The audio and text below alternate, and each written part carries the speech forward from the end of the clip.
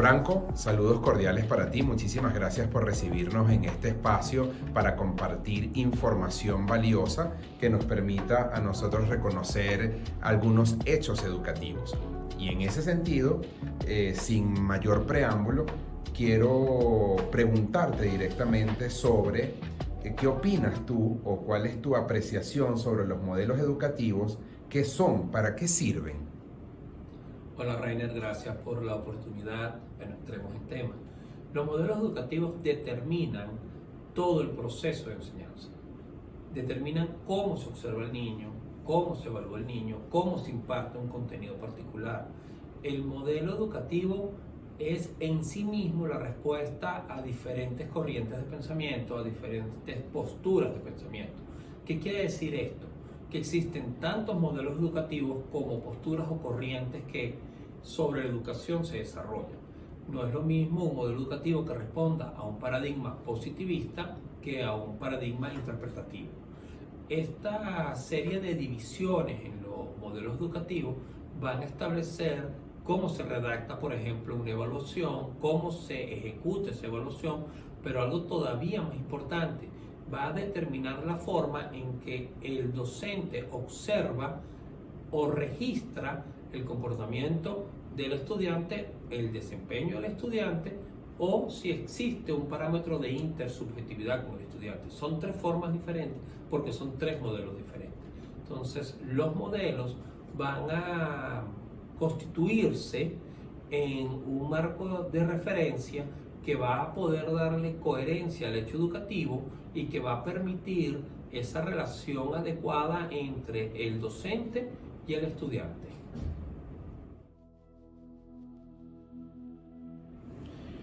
Gracias, Franco, por ese compartir con respecto a los modelos educativos. Y esto ahora me hace preguntarte como siguiente elemento sobre las corrientes del pensamiento. ¿Qué hay sobre eso? Bueno, hay diferentes posturas, hay diferentes formas de ver las corrientes de pensamiento, pero llevándolo al campo educativo, que es lo que el día de hoy nos ocupa, pudiéramos hablar, por ejemplo, de las corrientes del romanticismo. O sea, tendríamos que en ese momento nombrar obviamente a Rousseau y establecer una visión de educación en la cual las limitantes vienen dadas por la misma interacción y donde hay una libertad significativa para el niño. Pudiéramos tomar otra alternativa, pudiéramos hablar de los principios de las teorías asociacionistas que van a de alguna manera generar toda la postura conductual y van a relacionar al niño en una relación saber-poder con el profesor. O pudiéramos ver una vertiente que es la progresista, donde vamos a encontrar a John Dewey sobre la educación democrática y el aprendizaje experiencial.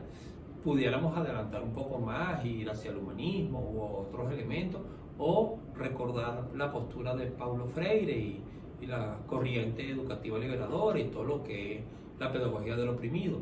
Todas estas visiones van a tener una coherencia con lo ya conversado de los modelos.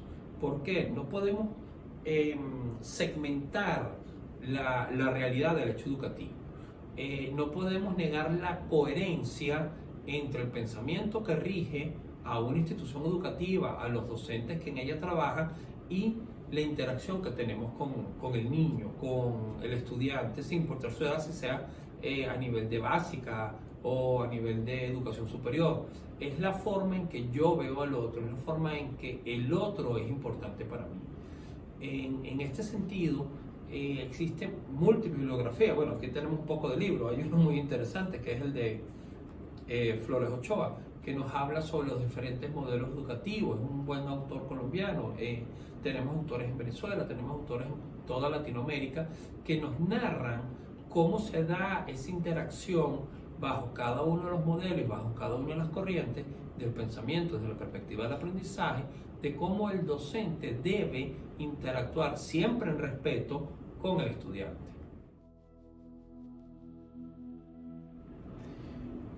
Muy bien, Franco. Esta pregunta puede ser capciosa y probablemente tú vas a permitirnos completar esta idea de manera muy sucinta. Los modelos educativos, las corrientes del pensamiento, distan una de la otra, están peleadas una entre ellas o por el contrario ellas tienen una convivencia. ¿Cómo desde tu perspectiva el docente puede hacer que esto conviva o si es que está peleado? Bueno, fíjate, es importante lo que tú dices por una razón curiosa. La mayor problemática que yo le veo a la docencia es que el docente muchas veces quiere tomar elementos salteados de una teoría, de un paradigma, de una visión, de lo que él cree que es mejor, pero ese eclecticismo forzado, donde yo amalgamo lo que se me ocurra, no es adecuado. O sea, no existen peleas, existen posturas.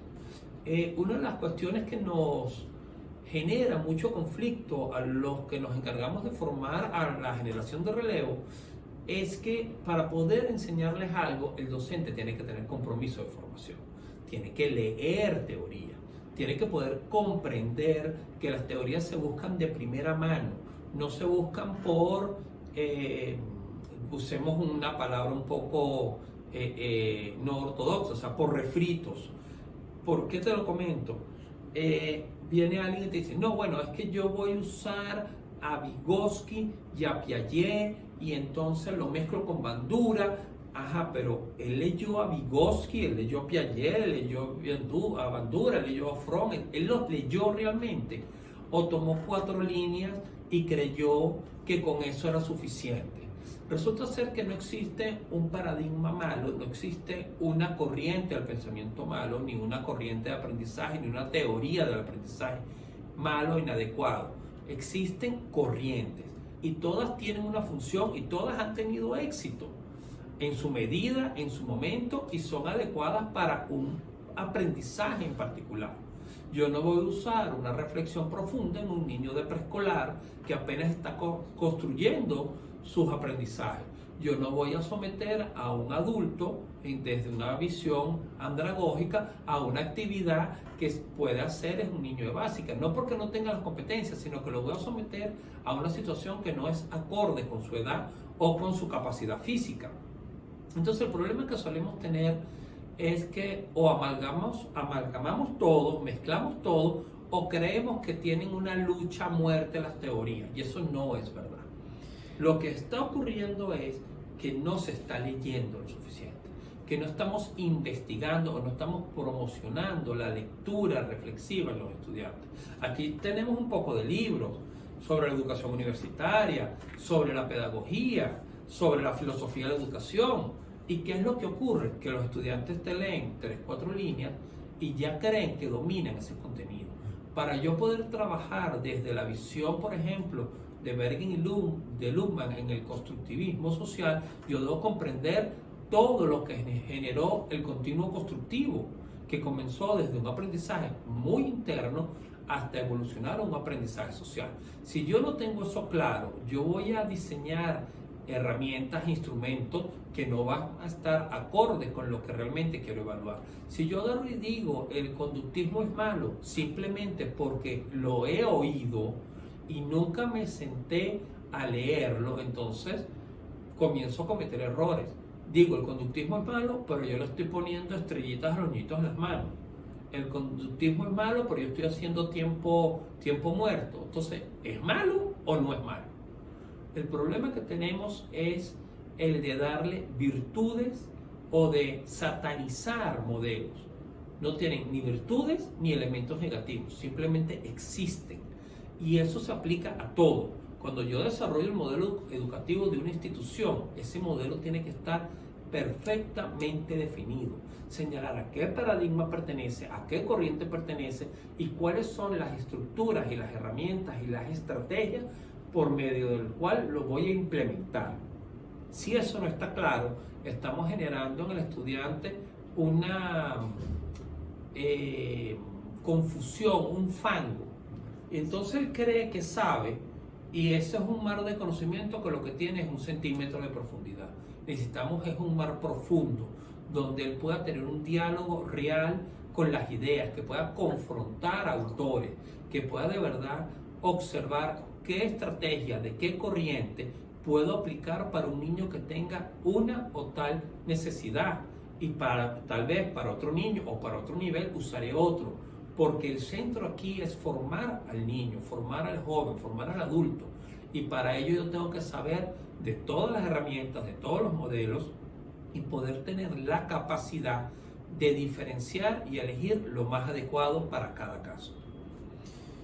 Gracias, Franco, sobre todo además por estas reflexiones que nos traes ya en este cierre, y cuando rescato esa idea de que no se trata de malo, bueno, correcto o incorrecto, sino realmente cuál es el uso que le estoy dando. Y además tú nos haces a los docentes una invitación muy clara y muy precisa: el leer, el seguir formándonos, eso con la intención de tener un pensamiento crítico que nos permita tomar decisiones acertadas. Muchísimas gracias por haber compartido con nosotros este espacio, así que nos vemos en la próxima oportunidad y te dejamos leyendo tus libros allí que muy bien nos estás compartiendo sobre tu mesa. Gracias a ti, Rainer. Estamos a la orden.